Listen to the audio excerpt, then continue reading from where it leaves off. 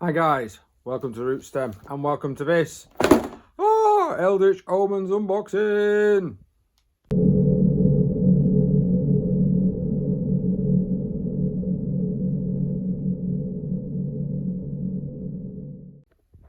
Hello there folks, thank you very much for joining me in my living room. We are going to have a look at this box set. This box set is something that I have been long awaiting for, some new Eldar figures for once.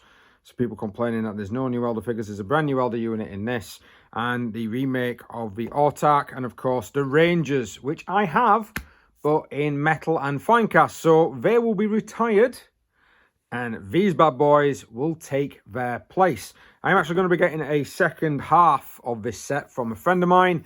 I'm going to be able to double up the amount of Eldar that I'm actually taking, but I'm also collecting Chaos. So this is a good box set for me because I am slowly but surely collecting a Iron Warriors Force, and a Warpsmith is a great HQ for Iron Warriors if you want to be a little bit kind of like on the bump there, you know, regards to sort of demon engines and things of that nature. So I've taken the cellophane wrap off. I've not opened anything else up, so let's... There we are. And as usual, you get the smell. Any smell of a new box set, everyone knows what these are like. It's a great, great sensation.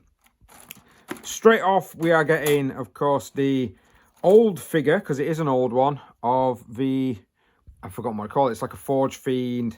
It's going to be a Forge Fiend. I'm going to be blastering stuff with plasma on this. So that particular sprue is not going to be anything brand new in here.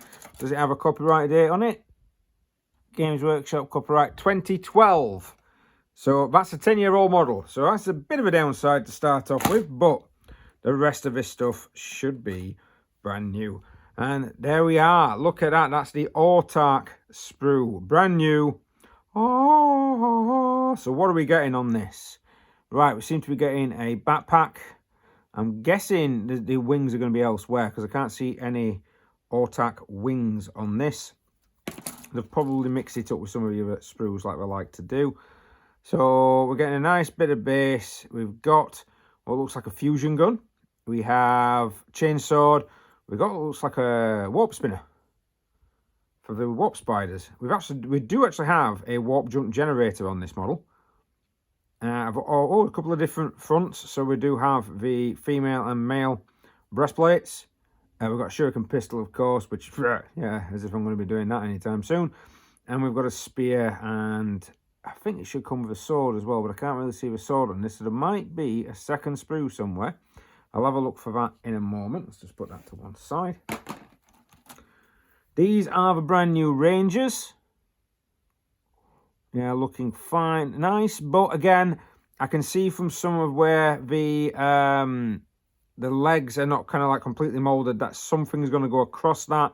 So they are going to be, they're not going to be multi-part fit. They are, by the looks of it, going to be monopose, which is a bit of a downside and a bit of a shame. But I've had the metal ones for God knows how many years, so I'm used to only five different poses. I'll just put that to one side for now. This is the other sprue. You're kind of getting more of the same. No wings in that though. And of course, we've got whatever that. Well, we've got a couple of those. There's a couple of these particular units. I have looked at some of the pre-release rules, but I thought I'd wait until we got the actual book in our hands. The Warpsmith. He looks like he's going to be an absolute pain in the backside to paint. Although, thankfully, his backpack with the arms is separate. The arms are very... Oh, no, I don't like that. I don't like the fact that these arms seem to be very separate from the rest of the actual model.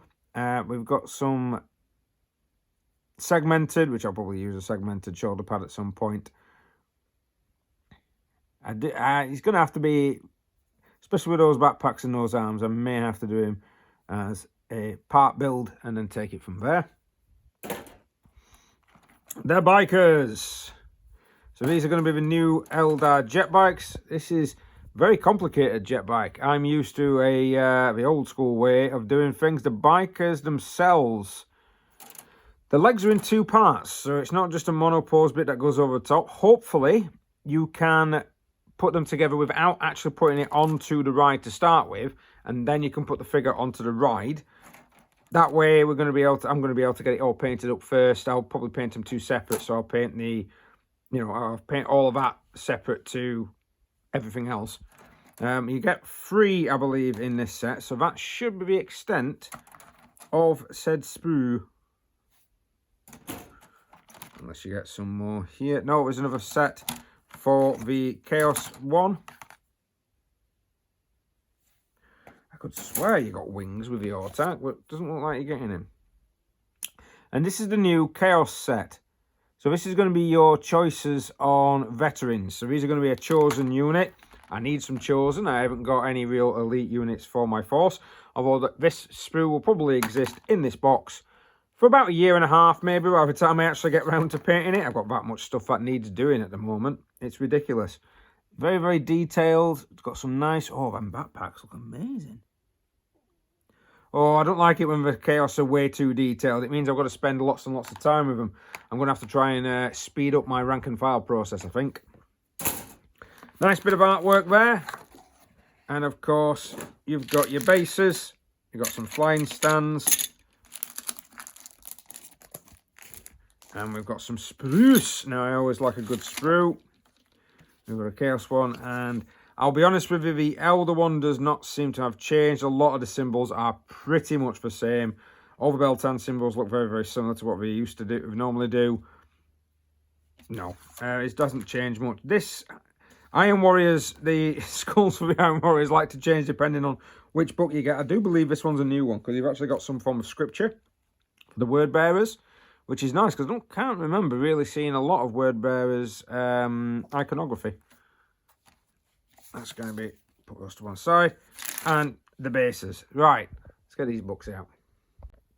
So the 2 books that come, of course, is going to be the instruction manual. This always reminds me of Lego.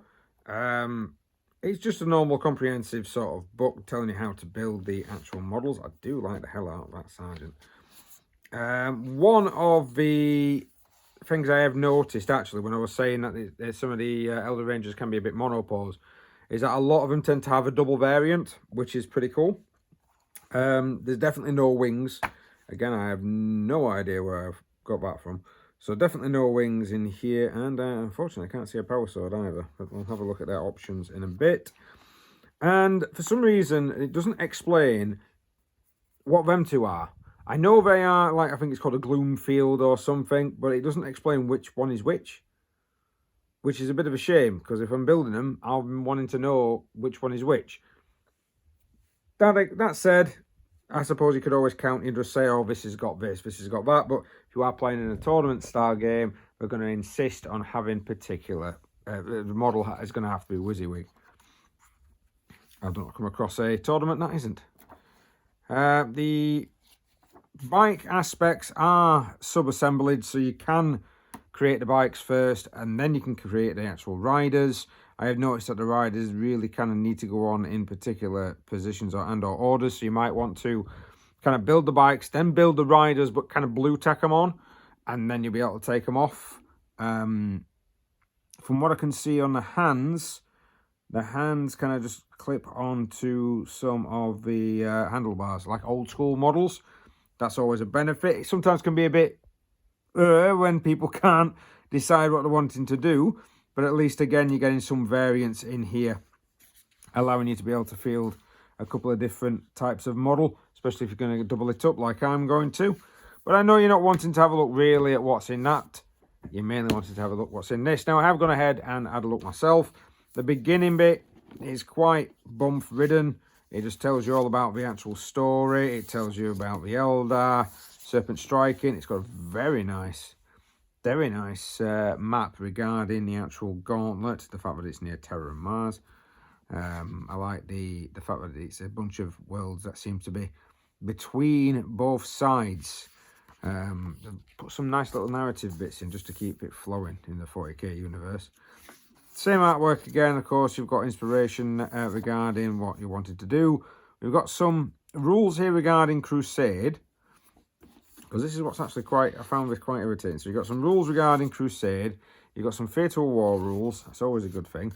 You've got some missions. which are all based really around what you're actually getting. Why can't I get this next one? Because I'm going to only use one hand. And I've got a stomach gurgling in the background. I should really edit this for time. You've got some mini crusade rules, which is not going to be too bad. I suppose you could possibly try and integrate those into like a Chaos Space Marine crusade if you're doing one. Those will be superseded in a couple of weeks, because we all know that the Eldar Codex is rapidly coming out soon. Now, these data sheets, it does say you can use them, but it says you need to have copies of the core book and you need to have copies of your codexes, which is a bit irritating since the Eldar Codex is not out yet. So they've given us this book, and you can't play with any of these figures really, because there's certain rules in here that, although you can kind of assume what they're going to be, they're not in here. They're in the other book. So a little bit frustrating, Games Workshop. If you're going to tell us some rules, tell us all of them. But at least, as you can see, we've got the new rules for the Autarch. I'm guessing these are going to be the new rules for the Autarch. Never know, they might change their mind. Now, this is just Autarch. It's not Autarch. There's no option to put him on a bike.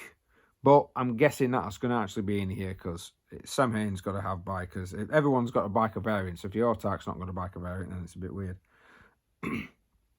You've got the idea for the Death Spinner. Death Spinner is now pretty much good. It's got blast, but it's kind of like a flamer, because it automatically hits its target.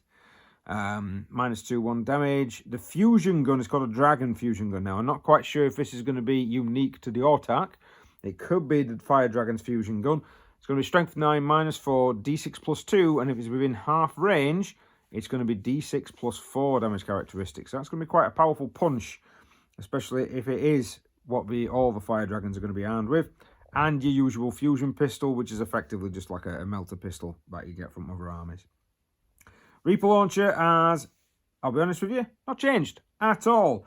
Star Swarm Missile still heavy 1, strength 8, -2 and 3 damage. Sorry, Star Shot, and the Star Swarm Missile is still heavy 2, strength 5, -2 and 2 damage. That makes me feel like none of that's really changed. So, I mean, hopefully these are going to be the new rules, because I know they're the new rules for the Rangers. I'm not quite sure on these. A little bit, yeah, it's kind of like a lot of the rules just seem to be exactly the same. Starglaive is probably going to be a choice for close combat there. I can't actually see the option for a power sword. No. Oh, is it mentioned here? Scorpion Chainsword, Mandy Blasters, Supernaut Wings, Fusion Pistol. It's going to have 1 Death Spinner, 1 Dragon Fusion, 1 Reaper Launcher. This model Starglaive can be replaced with a Scorpion Chainsword. So Scorpion Chainsword is +2 strength, -1 and -1 damage. And each time a bear fights, you make 1 additional attack with this weapon. Not quite sure why you'd swap that out. Unless the points are going to be completely different. 4+ invulnerable save. While the unit is set on the army or embarked on a transport, you can use the command reroll stratagem twice during each phase instead of only once. That's quite a nice little nugget there. That's definitely different. So this must be the new Autarch sheet. I'm not saying it's not going to be. Howling Banshees, let's have a look at this. So, unit cannot fire Overwatch or set to defend.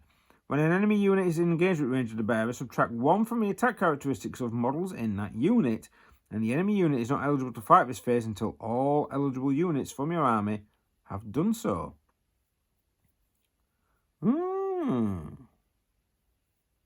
So, yeah, it's definitely making sure that the Banshees are going to be going first before anything else on that. The Mandy Blasters, unmodified wound roll. Every time it makes a melee attack that targets a non-vehicle unit. This is different.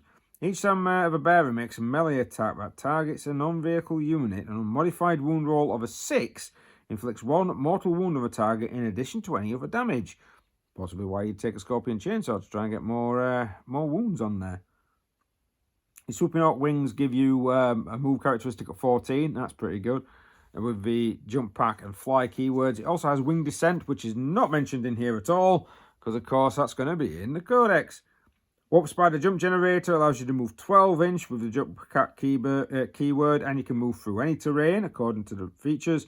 And if you make a battle focus move, We already know what the battle focus move is, which is a good thing. But if you make a battle focus move, it can move 2d6 instead. But if 2 or more of the dice results of 1 are made, the bearer suffers 1 mortal wound. But if 2 or more of a dice, you need to roll a double 1, really, to be able to have that effect. That's less dangerous than what warp spiders in the past used to be. We do have the battle focus and strands of fate, which I think I've done an article regarding that. If I have, I'll stick one up there. And then, of course, I've already mentioned the superlative strategist and core units reroll hit rolls of 1. Easy peasy. The Rangers. So, Ballistic Skill 2+, I think we've already seen. A lot of people's already seen that. We've already seen a lot of the stats for these. And it's this Gloomfield and Weave, Wire Weave Net. I have no idea which one of those little tiny models is these. So, that's going to be a pain, if I'm completely honest. I'm going to need to know which one it is. Please, workshop. I'll probably stick one on each, if I'm thinking about it. The Advanced Position Strands of Fates and Battle Focus. Advanced Position is probably going to be the same as scouting moves that you get for Space Marines. Ranger Cloak. Now, this, while it's receiving the benefits of cover, add 1 to an additional cover saving throws. That's kind of pretty much similar to what you had before. But there's no -1. Now you've got to take the Gloomfield to be able to get the -1, and it's if your unit's more than 18 inches away. With the battle sizes as they are at the moment, especially the smaller scale games, a lot of the stuff, if it's 80, there's no point, because pretty much you do 1 or 2 moves and you're within that 18-inch range. Shroud Runners are the brand new unit. Now you can have these in a squad of 3 to 6. Good to know. Since I'm, hopefully, fingers crossed, getting 6 of the damn things. Shroud Runners have got a move of 16, and of course they hit on 2s. They have a toughness of 4 and 3 wounds, which is a bit better than the original one, but I'm wondering if they've got 3 wounds because there's 2 men on it. So are the normal jetbikes going to just be 2 wounds, or are they still going to be 3 wounds? We'll find out when the codex comes out. Still on the 4/4+ save, which is a bit of a shame. It does have battle focus though, so you can shifty away D6 inch, and it can make a normal move at the start of the first battle round. So you could have them out on the flank, and then, oh wow, you've got the first round, right? Okay, I'll move them back into cover, or I'll shift them forward if I need to. Unit advances 6 inches. Unfortunately, all the weapons on the actual model, there's no options for a shuriken cannon, because I much prefer the shuriken cannon over a scatter laser. It's just something that I prefer. So if you do advance them, you're pretty much not going to be firing any heavy weapons. So I don't really see the point in that, especially when you got to move a 16. You can, well, I suppose maybe jumping on objectives. Shroud Runner Cloak. The bearer can gain the benefits of light cover as if it was an infantry model. Each time a ranged attack is allocated to the bearer when it is receiving the benefits of cover, add an additional 1 to any armor save. So effectively what it's saying is that these can actually get a 2-up save when they're in cover. That's going to make them quite difficult to shift if you manage to put them into a piece of terrain that's going to give them cover like ruins or behind sort of like some form of low wall barricade. That all depends on who you're playing, because some people might be, oh, well, your model's on the stand, so therefore it's above it. That can cause problems. That's always been the same when you've actually got some very odd-looking models in your Eldar force. The Warp Smith back end of the book is all going to be the Chaos. I can't really see much difference between a lot of what's in the Chaos at the moment and a lot what's already in their current codex. I don't think they have changed much. I probably will be taking a Warp Smith though, because it costs come with a variety of weapons. They've got the Mecha 8 Noodles. Yeah, additional arms. And it fits the theme of my Iron Warriors quite nicely. A lot of people have been complaining about this. The Chosen don't have 2 wounds. It's still just a 1 wound Space Marine. In fact, their stat line is pretty generic, if I am completely honest. To say that these are supposed to be chosen and they're supposed to be the elite of Chaos, they are not very elite. They seem to be a bit... they've all got Astartes chainswords, which is... well, they can have Astartes chainswords, and they can have a flurry of different weapons. I would see people using lightning claws. I can't see an option for the old school power fist though. Let's have a look. Special weapons, melee weapons. I'm sure the power fist is on the sprue. I'll have a look at that in a moment. And the Forge Fiend and Mauler Fiend, I'm not really going to show you those because they are pretty much the same. 32 pages, majority of it is bump, and no rules. A little disappointed in that.